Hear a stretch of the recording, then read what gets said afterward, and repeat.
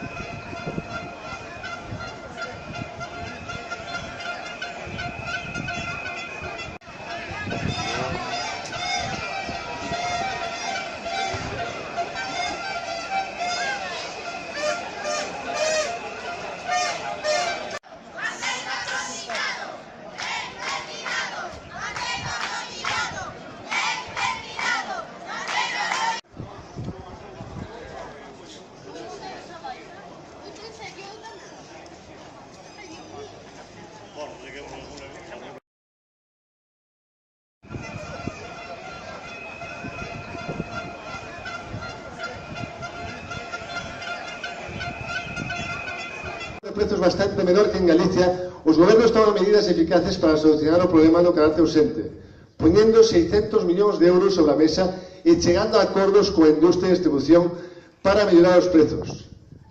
Diante do esforzo elevado, chegaron o día 12, agradecer aos alcaldes que están traballando por nós.